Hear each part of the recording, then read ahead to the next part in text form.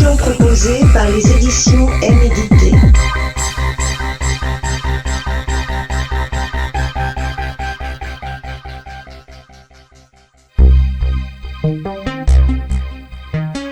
Aujourd'hui, Jean-Marie Frey interroge le libéralisme. Avant d'entamer la réflexion que je compte vous proposer, je voudrais d'abord clarifier immédiatement un problème de terme. Parce que parler du libéralisme, c'est parler un petit peu quand même quelque chose d'un peu diabolique. Libéralisme, c'est un peu le mal, en tout cas dans les représentations qu'on s'en fait spontanément. Et avant d'affronter directement cette question, je voudrais quand même lever une ambiguïté. Le libéralisme, d'abord, c'est une attitude religieuse. Historiquement, un libéral, c'est quelqu'un qui, sur le plan religieux, n'est pas un orthodoxe, au sens propre du mot, qui ne suit pas l'opinion droite. Un libéral au sens religieux, c'est quelqu'un donc qui est ouvert, c'est quelqu'un qui est ouvert à la mise en question de dogmes qu'il ne considère pas après tout comme des absolus absolument indiscutables. Un libéral sur le plan religieux, c'est quelqu'un qui accepte la critique. J'ose à peine dire qu'il pourrait peut-être accepter la caricature, mais éviter d'être caricatural aujourd'hui. Un libéral, c'est aussi, alors, sur un autre plan, non plus sur le plan religieux, là, mais sur le plan économique, quelqu'un qui défend une modalité d'économie, une modalité d'organisation de la vie économique, disons, puisque ça ne sera pas mon propos aujourd'hui, anti-étatique, capitaliste. D'emblée, quand même, on pourrait s'interroger sur le fait que nous voyons bien comment la critique du capitalisme a pris comme forme, apparente en tout cas, la critique du libéralisme dans les termes. Et on peut toujours s'interroger sur la question de savoir pourquoi on préfère souvent le terme libéralisme au terme capitalisme, après tout. Est-ce que c'est parce que la critique du capitalisme ressemble un peu trop à une critique, disons, de type marxiste, et que parler de la critique du libéralisme permet de se réapproprier une critique déjà présente, mais en des termes, disons, plus acceptables, plus politiquement corrects? Je ne sais pas, c'est pas la question que je voudrais traiter aujourd'hui. Et le libéralisme, c'est aussi, et ça, me semble-t-il, ça doit être pris en considération, un modèle politique. Un libéral sur le plan politique, c'est quelqu'un qui veut garantir le citoyen de l'arbitraire des gouvernements. Pour dire les choses simplement, un libéral sur ce plan-là, c'est quelqu'un qui, par exemple, sera partisan d'une séparation des pouvoirs, qui sera même partisan d'une présence très forte de contre-pouvoirs dans la société. Le libéral, c'est celui qui, évidemment, entretient une sorte de confiance dans la liberté individuelle, mais qui, considérant cette liberté comme une valeur éminemment respectable, prétend organiser la société d'une manière telle que cette liberté ne soit pas menacée. Et les contre-pouvoirs, de ce point de vue-là, pourraient représenter une garantie. Là encore, quand cette conférence m'a été proposée, c'était pas tout à fait une question d'actualité. On ne peut pas, mais elle est devenue. Enfin, on ne peut pas s'interroger sur cette question des contre-pouvoirs sans s'interroger en même temps, par exemple, sur le fonctionnement de la justice en France, le pouvoir judiciaire. Un pouvoir qui n'a pas de contre-pouvoir, évidemment, c'est un pouvoir qui peut toujours faire problème. Mais si soutenir cette thèse-là, c'est être libéral, c'est adhérer à une position libérale. Donc peut-être problématique. Alors ramenons quand même tout ce que je viens de dire à une idée centrale. Dans le fond, aussi bien d'ailleurs sur le plan économique que sur le plan politique, même si l'intérêt de ma question aujourd'hui, enfin si je m'intéresse plutôt à la question politique, le point commun entre ces deux positions, c'est quand même un anti-étatisme, c'est-à-dire une suspicion à l'égard de l'État. Moi je voudrais simplement poser la question de savoir si l'État est toujours l'ennemi de la liberté. Voilà, c'est la question que je voudrais traiter ici rapidement. Regardons du côté des théoriciens du libéralisme, et plus précisément du côté de l'inventeur, en quelque sorte, de la théorie politique libérale, John Locke. John Locke, lorsqu'il écrit le traité du gouvernement civil, considère qu'il n'y a pas de hiérarchie naturelle entre les hommes. Il n'y a pas des hommes qui naissent pour être maîtres et d'autres qui naissent pour être esclaves. Et par conséquent, les hommes sont libres, au départ. Ce sont des individus. Là encore, il n'y a qu'un pas à franchir pour soutenir que Locke est un individualiste. Mais a-t-on le droit d'être individualiste?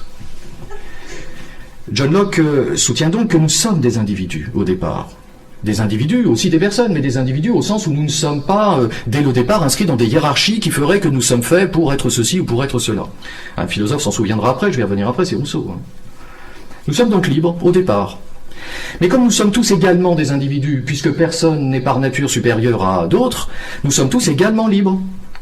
Pour dire les choses plus simplement, nous naissons libres et égaux, en droit.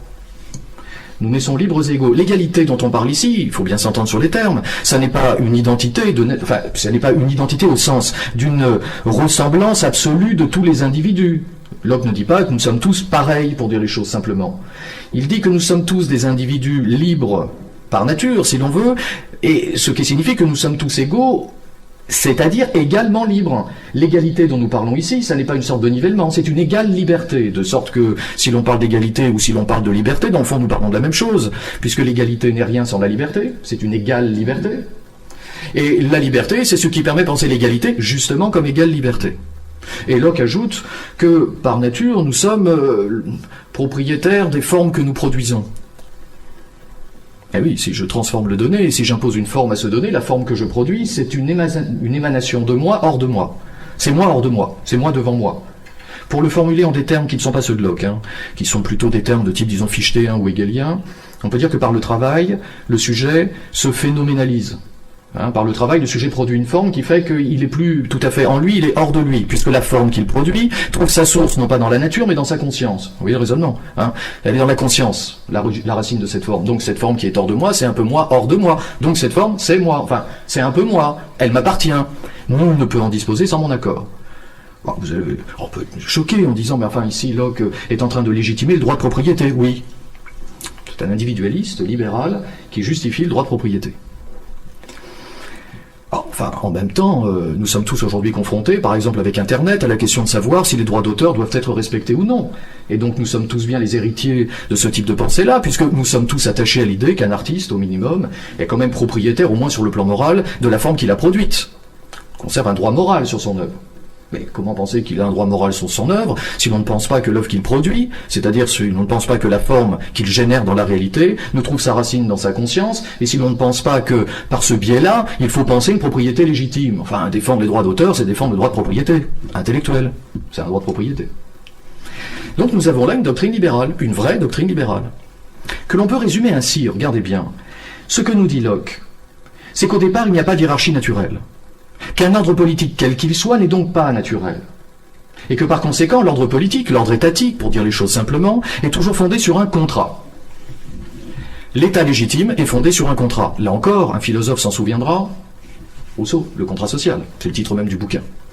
L'État est fondé sur un contrat, Locke n'est pas le premier à le dire, mais il est peut-être le premier à l'affirmer en des termes qui nous conduisent à soutenir non seulement que l'État est fondé sur un contrat, mais que tous les contrats ne se valent pas, puisque le bon contrat est celui qui va respecter les droits naturels que je viens d'évoquer à l'instant, c'est-à-dire des droits que nous avons, non pas en vertu de l'État, mais en vertu de notre nature. La liberté, l'égalité, la propriété privée. Ce sont nos droits naturels. Enfin, naturels.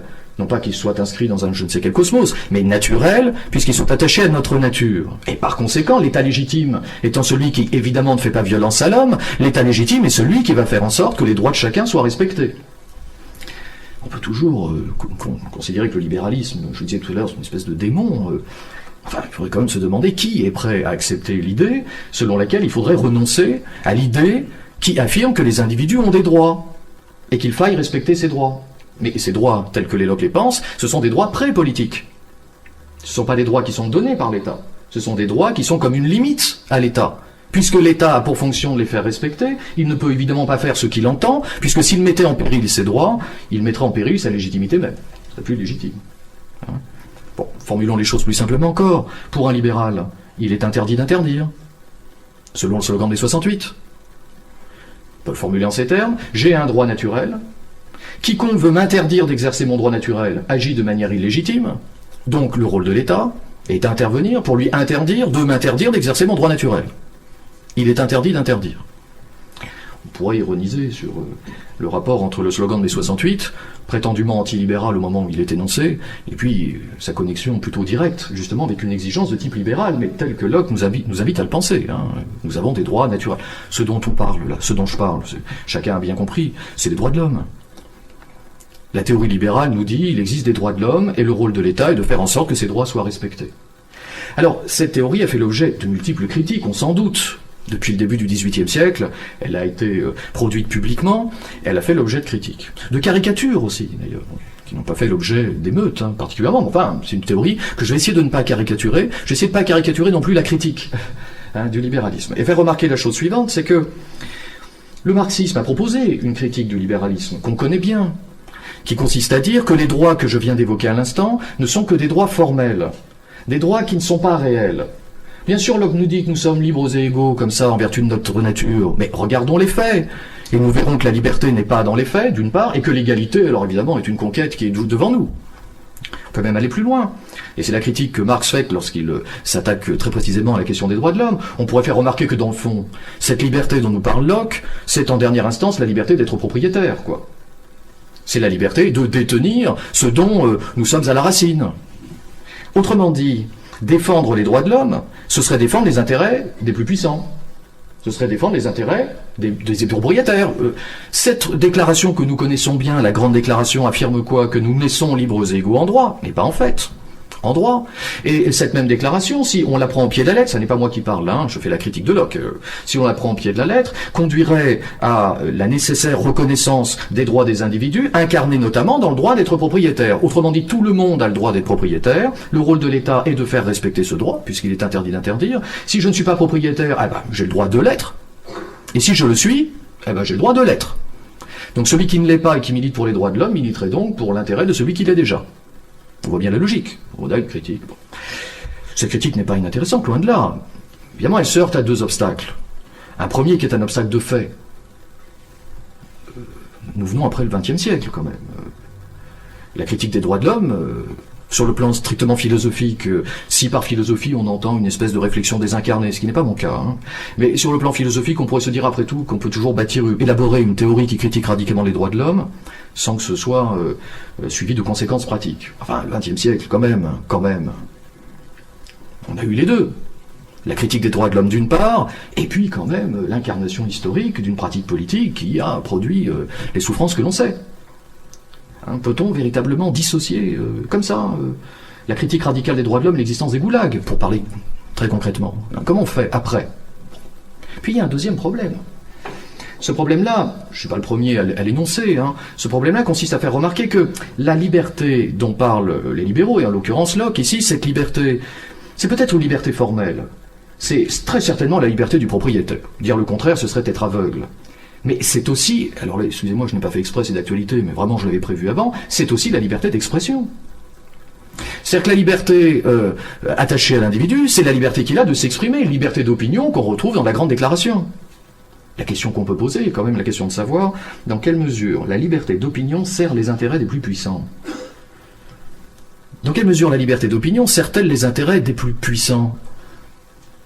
On peut toujours argumenter en disant, et ce serait pas faux d'ailleurs, qu'il ne suffit pas d'affirmer la liberté d'expression pour que tout le monde, comme par magie, se mette à penser librement.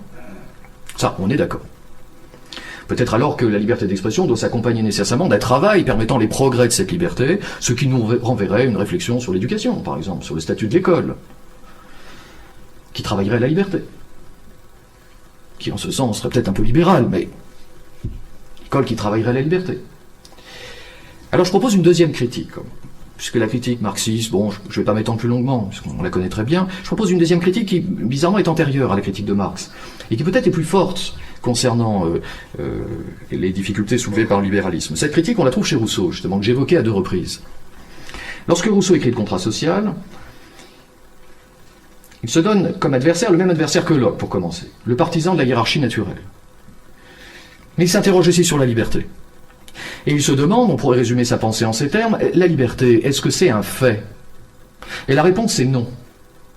Bien sûr, il y a derrière nous une liberté hypothétique qui serait la liberté d'un homme vivant dans un état de nature, d'un homme connaissant une fusion avec une totalité naturelle satisfaisant tous ses besoins, d'un homme qui, vivant dans la solitude et le nomadisme, ne connaîtrait ni l'esclavage, ni la misère, ni la pauvreté, etc. Mais c'est pas un fait, ça, c'est une hypothèse qui nous permet d'éclairer les faits, de remarquer que dans les faits nous ne vivons pas ça, et que par conséquent, les faits sont plutôt comme une violence faite à la nature humaine. Donc la liberté du passé, c'est pas un fait, c'est pas... Et la liberté du présent, alors cherchons-la. Hein. En tout cas, en dehors des états dits libéraux, il ne me semble pas que c'est là où elle règne. Hein. Enfin, là c'est une parenthèse que je fais, mais ça Rousseau ne le dit pas. La liberté n'est pas un fait. Ce qui veut dire que si il faut défendre la liberté, on ne peut défendre qu'une conquête. Il faut donc instituer la liberté. Voilà la critique. Excusez-moi, voilà la critique que Rousseau fait aux libéraux. Les libéraux défendent une liberté censée être une liberté de fait, Alors qu'en réalité, en défendant une liberté de fait, bon, c'est mieux défendre la liberté un peu que défendre l'aliénation, mais ils ne défendent pas une liberté concrètement incarnée dans la réalité. Et Rousseau aborde la question de l'institution de la liberté par une réflexion sur la loi. Une réflexion que, finalement, qu'on connaît tous un petit peu, quoi. Renoncer à sa liberté, dit Rousseau, c'est renoncer à sa qualité d'homme. Donc, l'État légitime est celui qui est organisé d'une manière telle que violence ne soit pas faite à l'homme. Alors, comment on fait? Il faut donc que l'État légitime institue la liberté, comme je viens de le dire. Et oui, mais dans un État, il y a des lois. Donc, s'il y a des lois, il y a des contraintes. Mais s'il y a des contraintes, il n'y aura pas de liberté. Si. Enfin, il n'y en aura pas. Tout dépend de la loi. Parce que si la loi est l'expression de la volonté du peuple, si la loi est l'expression de la volonté générale, pour dire les choses simplement, si la loi est l'expression, non pas d'une somme de volontés particulières allant dans tous les sens, mais est l'expression de ce qu'il y a d'universalisable dans la volonté de chacun, alors, chacun en obéissant à la loi, en réalité n'obéit qu'à lui-même. Et comme on sait bien depuis Rousseau, obéir à la loi qu'on s'est prescrite est liberté. Donc la solution au problème de la liberté ne passe pas par une critique de la liberté, mais passe par une critique de l'organisation politique, qui doit avant tout être démocratique.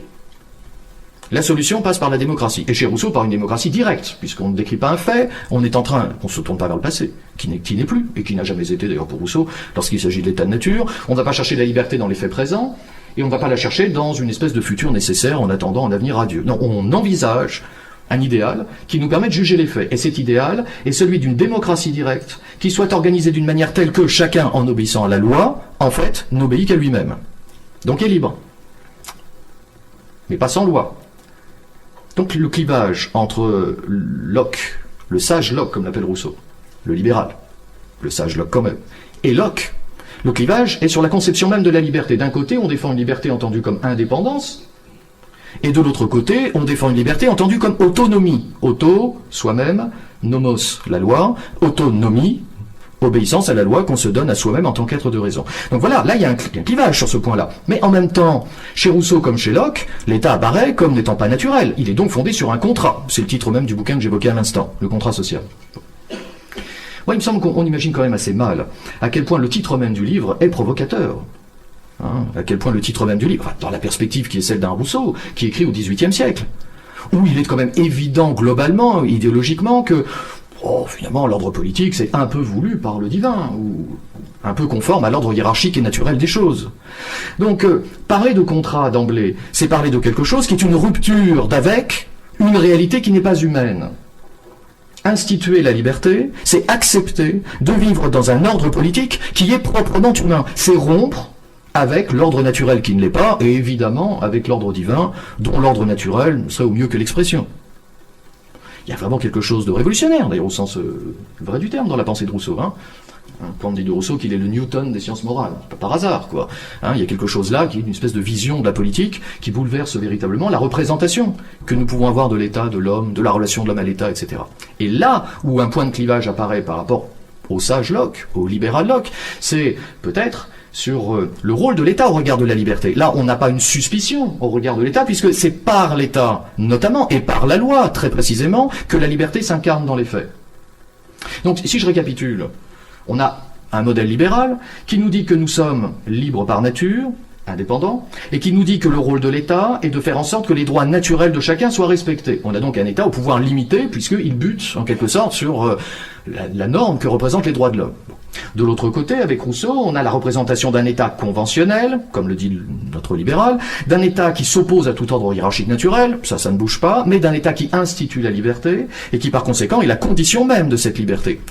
On a chez Rousseau la représentation d'un État républicain, sans lequel la liberté n'est jamais un fait. Mais en même temps, la République dont nous parle Rousseau, c'est un idéal. Si on croit qu'on est dans le modèle et que c'est terminé, on va avoir des surprises. Parce qu'il est toujours facile de mettre le républicain en contradiction avec ses propres principes, si on oublie que c'est un idéal. Donc si on oublie que la République a toujours à travailler, à réaliser ses propres principes, à travailler à réaliser l'autonomie, laquelle, je l'ai dit, est une conquête. C'est pas un fait, c'est une conquête. C'est un devoir-être, c'est une tâche. C'est un peu âpre, c'est un peu rugueux cette histoire-là. Notamment parce que si l'idéal d'autonomie juridique, l'obéissance à la loi qu'on s'est prescrite, suppose un vrai débat démocratique, Il est évident qu'il ne peut pas y avoir de démocratie et d'autonomie s'il n'y a pas de liberté d'expression. C'est pas possible. Mais là, on va retrouver notre républicain croiser le sage Locke, notre libéral. Alors comme il me reste quelques minutes, j'ai juste le temps d'indiquer ce point de réflexion. Je terminerai sur ce point de réflexion-là. Qui est l'adversaire du républicain? Qui est l'adversaire? Parce que Rousseau, lui, quand il écrit le contrat social, il ne se trompe pas. Son adversaire, c'est les théoriciens de la hiérarchie naturelle. Il commence le contrat social par une réflexion sur l'ordre familial. D'ailleurs, au premier abord, quand on lit le texte, il nous tombe des mains. Quelqu'un qui ne connaît pas Rousseau se dit « mais pourquoi il nous parle de la famille ?» Et parce qu'il y a un modèle politique au XVIIIe siècle qui s'appelle le paternalisme et qui soutient que, pour dire les choses simplement, le roi est au père, le roi est au peuple, ce que le père est à ses enfants. Le père et l'enfant ne sont pas interchangeables, si l'on veut une hiérarchie naturelle entre les deux, et donc le roi est au peuple ce que le père est à ses enfants. Autrement dit, l'État n'est pas fondé sur un contrat, soumettez-vous à un ordre que vous n'avez pas choisi, un ordre qui vous dépasse. L'État n'est pas fondé sur un contrat, et l'inégalité est légitime. Est-ce qu'aujourd'hui cette idée a totalement disparu? Est-ce que finalement le communautarisme, dont on parle souvent, n'est pas une manière de dire que l'individu est rivé à une communauté qui le dépasse? Est-ce que ce n'est pas une manière de dire que l'individu est déterminé par cette communauté, comme une seconde nature? Autrement dit, un républicain qui ne se trompe pas d'adversaire devrait se méfier d'une espèce d'animosité antilibérale qui pourrait bien, dans le fond, préparer le terrain de son vrai adversaire, qui est le communautariste, dont il n'a rien à espérer. Voilà, je vous remercie de votre attention. Je vous souhaite une bonne fin de journée.